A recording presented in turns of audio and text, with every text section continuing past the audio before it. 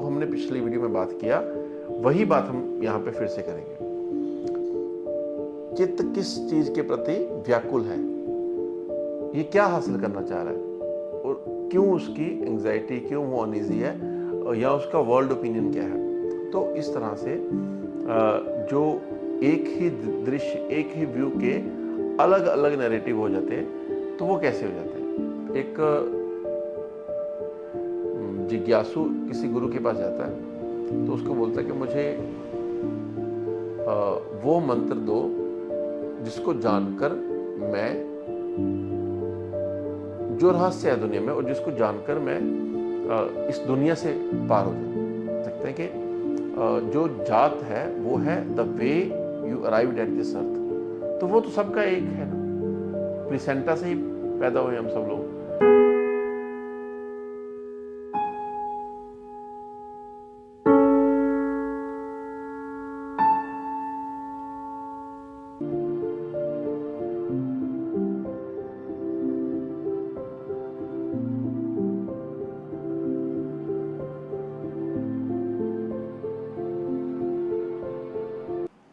पिछली वीडियो में हम बात कर रहे थे कि जो चित्त वृत्तियां हैं और चित्त की वृत्तियों के कारण क्या है, और चित्त वृत्ति आखिर है ही क्या। और जो हमारे में पंच वृत्ति हैं वो, मतलब वृत्तियां पांच है वो तो है, लेकिन हम उनको वृत्ति क्यों बोलते हैं, तो ये बात कर रहे थे, जिसके लिए हमने 2 4 5 अलग अलग एग्जाम्पल देखी। तो इसको अभी देखने का, हम अभी भी उसी के ऊपर बात करेंगे। अभी हम वृत्तियों से आगे नहीं जा रहे और ना ही हम ये बात करेंगे कि पंचवृत्तियां क्या है और ये सब कुछ। हम सिर्फ यही बात करेंगे कि वृत्तियां आखिर आई ही क्यों। जो जो हमने पिछली वीडियो में बात किया वही बात हम यहाँ पे फिर से करेंगे। तो पंचवृत्तियां जो आई, देखो, एक तो है प्रत्यक्ष वृत्ति, जो प्रमाण है उसका पहला है प्रत्यक्ष प्रमाण। मेरे आंखों प्रति, इन फ्रंट ऑफ अक्ष, eyes, in front of my eyes, जो मेरी आंखों के सामने है, वो भी वृत्ति कैसे है। तो जैसे हमने इसको समझाने के लिए थोड़ा रेने डेकार्ट की बात की, फिलॉसफी, वेस्टर्न फिलॉसफी की तरफ जाके, या फिर हमने भारत के ही कुछ जो कहानियां हैं उसमें से, जैसे मैंने एग्जांपल दी थे कि अगर कोई एक पोइट किसी जंगल में या गार्डन में जाए तो उसको देखने का तरीका अलग होगा, कोई लकड़ी काटने वाला जाएगा तो उसका तरीका, उसको देखने का नज़रिया अलग होगा। तो इससे हम अब आगे चलेंगे कि आंख जो वही है, फिलोसफर की आंख या पोइट की आंख या लकड़ी काटने वाले की आंख तो वही है, लेकिन क्यों हमें उसका दृश्य जो है वो अलग अलग दिखता है। क्यों हमारा किसी एक चीज़ के प्रति जो हमारा टेंडेंसी है वो, या एक हमारा ओपिनियन है, या हमारा जो वर्ल्ड व्यू है, वो हम क्यों अलग सा लेते हैं। जैसे कोई चोर होगा तो वो किसी चीज़ को देखेगा तो उसका आंख यही रहेगी कि यहाँ से क्या चुराया जा सकता है। या अगर कोई कामुक व्यक्ति है तो वो कहीं भी आंख घुमाएगा तो उसको काम ही दिखेगा सब जगह पे। जैसे मैं अक्सर ये पेशेंट्स के साथ भी करता हूँ क्लिनिक में, कि अगर मेरे को दिखना कि कोई एंग्शियस है पेशेंट, तो या फिर अनईजी है, स्ट्रेस में है, डिप्रेस्ड है, तो मैं कई बार उसको बस एक सफ़ेद कागज देता हूँ, तो बोल देता हूँ कि कुछ क्वेश्चनर्स रहते हैं उसके में, तो उसमें जैसे ऐसे पूछ लेंगे कि आप अगले 10 साल में क्या करना चाहते हो, या फिर कौन से आदमी से आप बहुत इन्फ्लुएंस्ड हो, या फिर आपके जहन में सक्सेस की डेफिनेशन क्या है, या अगर आपको 3 विशेस पूछूं, दी जाए तो वो 3 विश आप क्या मांगोगे। और इससे पूरा का पूरा चित्त का पंचांग निकल जाता है। जैसे पंडित जी बनाते ना कि ये तुम्हारा, मैंने वो क्या कुंडली निकाल दी, तो ऐसे बोल सकते हैं कि चित्त की कुंडली निकल जाती है। तो वहीं से वो हमें पता लग सकता है कि ये एंग्शियस क्यों है, कि इसके चित्त किस चीज़ के प्रति व्याकुल है, ये क्या हासिल करना चाह रहा है और क्यों उसकी एंग्जाइटी, क्यों वो अनईजी है, या उसका वर्ल्ड ओपिनियन क्या है। तो इस तरह से जो एक ही दृश्य, एक ही व्यू के अलग अलग नैरेटिव हो जाते हैं, तो वो कैसे हो जाते हैं, क्योंकि आईज जो हैं वो देख नहीं सकती। आईज के पीछे, आईज मैं अक्सर समझाता हूँ कई बार कि eyes are just like a window, you have to stand behind that window to enable to see something. मतलब उन आंखों के पीछे आप होने चाहिए, और आपका मतलब not this body, not the retina and everything, the consciousness behind that, आत्मा। तो जिस तरह से आपके आत्मा, आपके सेल्फ के ऊपर इंप्रेशन है, उस तरह का आपको दुनिया का दृश्य दिखेगा। तो इससे एक बार और थोड़ा सा टॉपिक से बाहर जाके बोलते हैं कि इससे एक बात ये भी होती है कि दुनिया बुरी या अच्छी नहीं होती। This is you who is interpreting the world view in a certain way. तो वो आत्म जो है, आपका सेल्फ है, वो पोल्यूटेड होगा तो दुनिया भी पोल्यूटेड ही दिखेगी।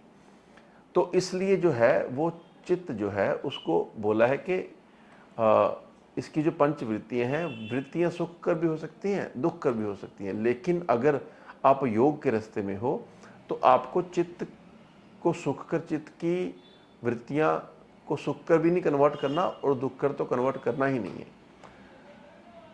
चित्त की वृत्तियाँ चाहे सुख कर हो या दुख कर, इसमें से 5 तरह के विकार पैदा होते हैं।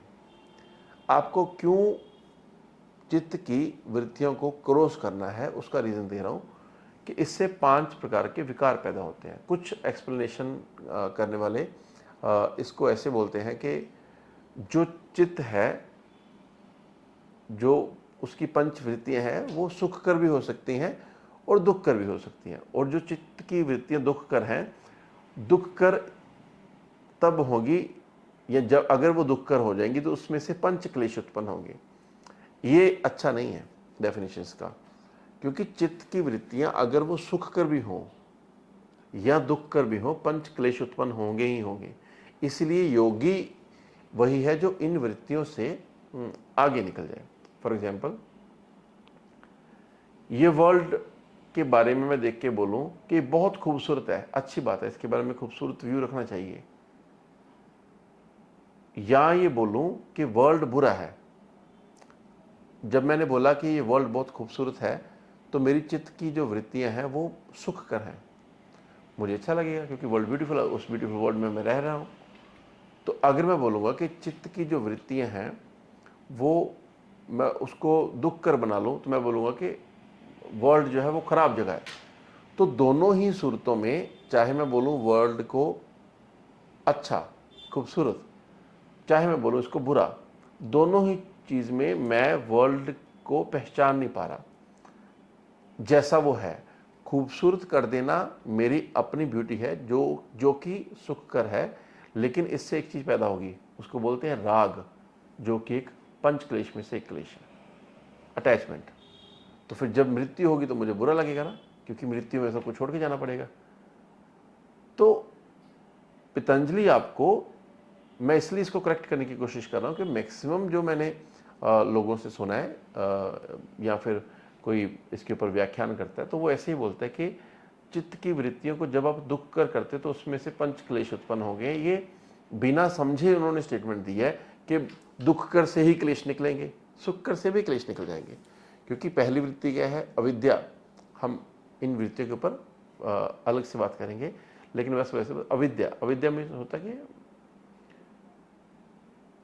अविद्या भी एक विद्या ही है, पहले तो ये बात है, लेकिन it is false knowledge, it is a knowledge, ये अज्ञान नहीं है।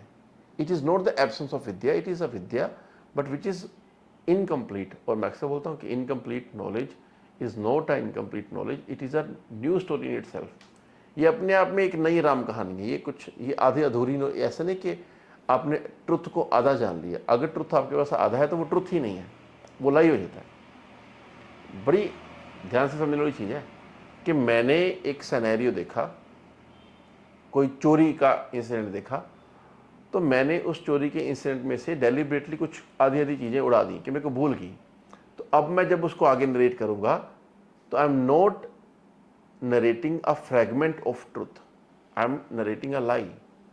मैं झूठ बता रहा हूँ। और हम सब लोग ऐसे करते हैं कि जब आगे बात कन्वे करते हैं तो हम उसमें विकार पैदा कर देते हैं।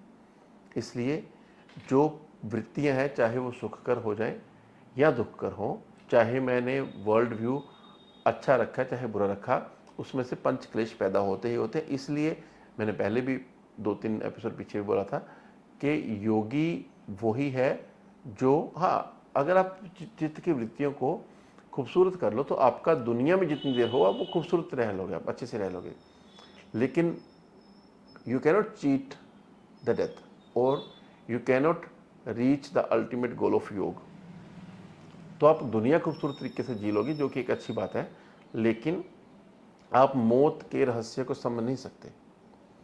जैसे योग का अल्टीमेट गोल मोक्ष है, तो वो प्राप्त नहीं होगा। अब दुनिया में खुशी से रह लोगे, लेकिन अगर मेरे को सपोज, अगर मेरे को अपने चेहरे से लगाव है या मेरे को इन चीज़ों से लगाव है, तो एक दिन तो ये ढलेगा ही।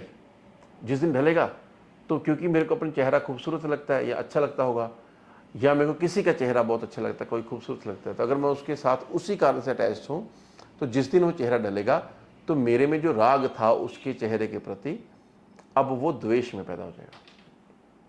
तो इसलिए राग और द्वेष, ये जो दो वृत्ति हैं, हम इसको एक साथ पढ़ते हैं कि जहाँ पे आपको राग होगा, जहाँ पे आपको अटैचमेंट होगी, जहाँ पे आपको मोहब्बत होगी, वहाँ पे द्वेष, एंगर कभी ना कभी बनेगा ही। मैं हमेशा बोलता हूँ कि anger is not different from love, it is just love turned upside down. जहाँ पे आपको बहुत मोहब्बत होगी वहीं पे आपको गुस्सा भी ज़्यादा आएगा। मोहब्बत जो है ये अधूरी मोहब्बत है, इसलिए वो गुस्से में पैदा होती है। मुकम्मल मोहब्बत सामने वाले को फ्री भी करेगी। ये अलग टॉपिक है, किसी दिन अलग से बात करेंगे। फिलहाल जो हम बात कर रहे हैं वो यही है कि पंच वृत्तियाँ जो है वो चाहे सुखकर हो जाए या दुखकर हो जाए, दोनों ही सूरतों में, दोनों ही केसेस में वो आपके आप में पंच क्लेश उत्पन्न करेंगे। अब हम थोड़ा सा देख भी लेते हैं कि पंच क्लेश है क्या। पंच क्लेश बोलते हैं 5 तरह के ड्रॉबैक्स, 5 तरह की खामियां, 5 तरह के विकार पैदा हो जाते हैं। ठीक है, तो पहला है अविद्या। अविद्या मतलब जो अनट्रू है, जो सत्य नहीं है, मैं उसको सत्य मान रहा हूं। और नॉर्मली, फॉर एग्जाम्पल, मैंने एक बहुत पहले एक स्टोरी सुनी थी कि एक जिज्ञासु किसी गुरु के पास जाता है, तो उसको बोलता है कि मुझे वो मंत्र दो जिसको जानकर मैं, जो रहस्य है दुनिया में और जिसको जानकर मैं इस दुनिया से पार हो जाऊं। और आपके पास वो कीमती मंत्र है, मैंने सुना है आजकल मंत्र और नाम ये देने का बड़ा रिवाज चला हुआ धंधा। तो इसमें बोलता हूँ अगर मुझे किसी ने सही मंत्र भी दिया है तो मेरे पास उसके मतलब नहीं है, तो मेरे पास पहुँचते ही वो झूठ हो जाएगा।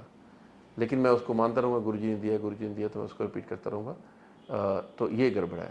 खैर, मैं जिस टॉपिक के ऊपर बात कर रहा था वो ये था कि उसने गुरु के पीछे उसकी 10-12 साल 15 साल सेवा की, उसके पास रहा, उसका हर आज्ञा मानी, इस उम्मीद से कि गुरु के पास कुछ ऐसा सीक्रेट मंत्र है जो मुझे बताएगा, जो मुझे पार कर देगा। एक दिन उसको लगा कि मैं गुरु से बात कर ही लेता हूँ। बोला कि आपने बताया नहीं, मेरे को 15 साल हो गए यहाँ पे, तो आपको तो बताना था मेरे को कि वो क्या सीक्रेट मंत्र है। तो उन्होंने बोला कि मेरे पास है, मैं तेरे को बताता हूँ। तो उसके कान में उसने बोला ओम। बोला ये क्या सीक्रेट मंत्र है, ये मेरे को पता है। तो इस बात से वो नाराज होकर वहाँ से निकल गया। तो जैसे निकला तो वो रास्ते में एक मंदिर के बाहर एक पुजारी बैठा था, वो बोला था ओम नमः शिवाय। तो देखा मेरा गुरु पागल है, ये भी ओम बोल रहा है, इसमें क्या सीक्रेट है, ये तो सबको पता है। जैसे जैसे आगे जाए उसने हज़ारों लोगों के मुंह से ओम सुना। तो ये मेरे कहने के एग्जाम्पल का मतलब है कि जब गुरु ने उसको बताया था उसका मतलब बिल्कुल अलग था।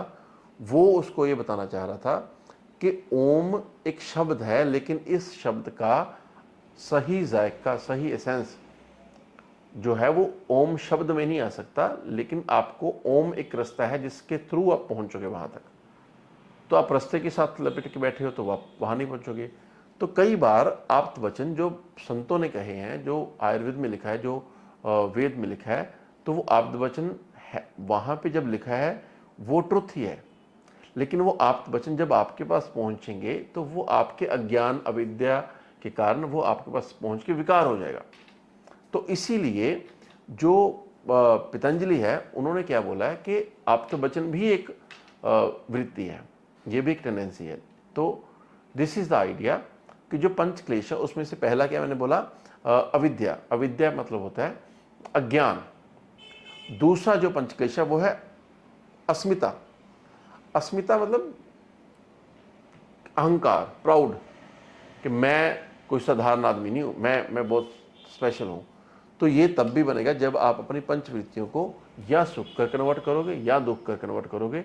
किसी भी डायरेक्शन में कन्वर्ट करोगे तो आपका जो वो है एग्जिस्टेंस, वो इस पांच तरह के क्लेश पैदा करेगा। पहला क्लेश है अविद्या, दूसरा क्लेश है अस्मिता। अस्मिता होता है ईगो। तीसरा है राग, किसी के साथ बहुत अटैचमेंट हो जाना। और अगला है द्वेष, किसी के प्रति रिजेक्शन भाव। द्वेष को कई बार हम बोल देते हैं नफरत। द्वेष नफरत नहीं है। द्वेष, फॉर एग्जाम्पल, मैं अफ्रीका में गया तो मेरे को लग रहा है कि वहाँ के लोगों का रिलीजन मेरे जैसा नहीं है, वहाँ के लोगों की शक्ल मेरी जैसी नहीं है, वहाँ के लोगों का पहरावा मेरे जैसा नहीं है। तो मेरे को लगा कि ये अजीब से लोग हैं। तो ये जो मैंने उनको देख के अजीब सा बोला, ये द्वेष है। जब मेरे को कोई अपने जैसा नहीं लगता, हम उनके प्रति एक नेचुरल रिजेक्शन बना लेते हैं। जरूरी नहीं कि उसके साथ नफरत ही करें। जो एक ऐसा है कि ये हम जैसे नहीं है, ये जो फीलिंग है, ये भी एक पंच क्लेश में से एक क्लेश है। ये आपको फंसा देगा। तो इसलिए जैसे बड़े बड़े संत है तो वो बोलते कि मानस की जात एको, कि भी जो ह्यूमन है हम सब एक ही जात के हैं। जात का मतलब भी होता है धरती के ऊपर आने का रास्ता। इसका और कोई मीनिंग नहीं है। हम कभी भारतीय कॉन्टेक्स्ट में अभी उसका वर्ण व्यवस्था में बात करेंगे तो हम इसके ऊपर बात कर सकते हैं कि जो जात है वो है the way you arrived at this earth. तो वो तो सबका एक है ना, प्रिसेंटा से ही पैदा हुए हम सब लोग। तो कास्ट जो है वो यूरोपियंस ने हमें एक शब्द दिया है। हमारे यहाँ पे वर्ण था, और वर्ण व्यवस्था को जब कास्ट के प्रिज्म से देखा जाएगा तो वो कुछ और बन गया। वो अभी कभी डिटेल में बात करेंगे। जो आजकल के तो वैसे इस टॉपिक के ऊपर काफ़ी मैं इसको बोलता हूँ द रेनेसेंस ऑफ भारत। मैं इसको बोल रहा हूँ कि ये जो जिस समय में हम जी रहे हैं, तो बहुत से नए थिंकर्स, बहुत से नए हिस्टोरियंस अब पुराने जो जिसको मैं बोलता हूँ यूरोपियन हिस्टोरियंस के है तो भारतीय, रोमिला थापर जैसे, लेकिन वो यूरोप की ही दिमाग से लिख रहे, तो उनको भारत का पता भी नहीं है। तो वो उस तरह से ग्रूम्ड है। तो इसलिए उन्होंने हिस्ट्री का ही बड़ा बुरा हाल कर दिया था। तो हमारा मोरल भी उससे गिर गया था। तो आज की डेट में उनके थीसिस के प्रति जो एंटी थीसिस में लिख रहे हैं लोग, बहुत से लोग नहीं आ रहे हैं। They are putting the Bharat narrative in very good way. कभी हम है ना इनके ऊपर बात कर सकते हैं, ये अच्छे टॉपिक हैं। अभी हम पतंजलि से ना चूक जाएं। तो मैंने पहला जो पंचक्लेश में से पहला बताया, दैट इज अविद्या, दूसरा है अस्मिता, तीसरा है राग जो मैंने बता दिया अटैचमेंट है, चौथा है द्वेष। द्वेष है कि मैंने बता दिया कि नफरत नहीं है, किसी के साथ दुश्मनी नहीं है, ये सिर्फ किसी के प्रति इस तरह का भावना है कि ये मेरे जैसे नहीं है, इनका पहरावा, खाना पीना, भाषा, रिलीजन मेरे जैसा नहीं है। तो मैं उसके साथ एक जो मैं अक्सर बोलता हूँ कि दुनिया में किसी के प्रति भी ये भाव मत लाओ कि अरे ये कैसा है। जिस दिन आप ये भाव लाओगे तो आप खुद फंस जाओगे, बिकॉज ये पंच क्लेश में से एक क्लेश है जिसको हम बोलते हैं द्वेष। द्वेष भावना किसी से नहीं होनी चाहिए। इसके आगे आ गया अभिनिवेश। अभिनिवेश होता है जिसको हम अंग्रेजी में कह सकते हैं क्लिंगिंग टू लाइफ। जीने के लिए मरे जा रहा कोई, इसको समझने की बात ऐसे कर सकते हैं। तो ये है पंचक्लेश। तो मैंने अपनी तरफ से थोड़ा सा कि पंचवृत्तियाँ है क्या वो समझाने की कोशिश की, और वृत्तियाँ हम में आ ही क्यों जाती हैं, थोड़ा सा इसका कंपैरिजन भी बता दिया वेस्टर्न फिलोसफी में ये कहाँ पे फॉल करती हैं। तो अभी हम जो अपनी जर्नी में यहाँ तक पहुँचे हैं कि वृत्तियाँ चाहे सुख कर हों या दुख कर हों, इनको क्रॉस करना चाहिए, ना कि वृत्तियों को सुख कर करना आपका उद्देश्य है। क्योंकि चाहे आप सुख कर रहे हो, चाहे आप दुख कर रहे हो, इसमें से पंचक्लेश पैदा होंगे। पंचक्लेश मैंने बता दी कौन कौन से हैं। तो इसलिए योग के रास्ते में एटलीस्ट आपको वृत्तियों को क्रॉस करना है, ना कि वृत्तियों को दुख कर होने से बचाकर सुख कर करना है। हम आगे देखते हैं कि कैसे करेंगे बात। या तो एक एक वृत्ति है जो पंचक्लेश में, सॉरी, जो एक एक क्लेश है, पहला जैसे मैंने बताया कि अविद्या है, राग है, द्वेष है, या तो इनको एक एक एपिसोड दे देंगे। अगर लगेगा ज़्यादा डिटेल है ना, सुनने वाले भी बोर हो जाएंगे, तो फिर हम कुछ ऐसा कर देंगे कि एक वीडियो बनाएंगे तो उसमें पंचक्लेश के ऊपर बात कर लेंगे। जितना मुझे लगता है कि मैं बोलने में सामने वाले को है ना उनका इंटरेस्ट भी ना जाए और उसको समझ भी आता रहे और कहीं बहुत आगे भी ना निकल जाए डिटेल में जाते जाते, तो उतनी बात करेंगे। मैं इसके ऊपर प्लान करूँगा, लेकिन नेक्स्ट वीडियो जो है वो डेफिनेटली पंचक्लेश के ऊपर है। एक ही वीडियो में पंचक्लेश आएंगे या 5 वीडियो में पंचक्लेश आएंगे, इसके ऊपर अभी ये क्या बोलते हैं इसकी राउंड टेबल कॉन्फ्रेंस होगी, फिर उसमें सोचेंगे हम।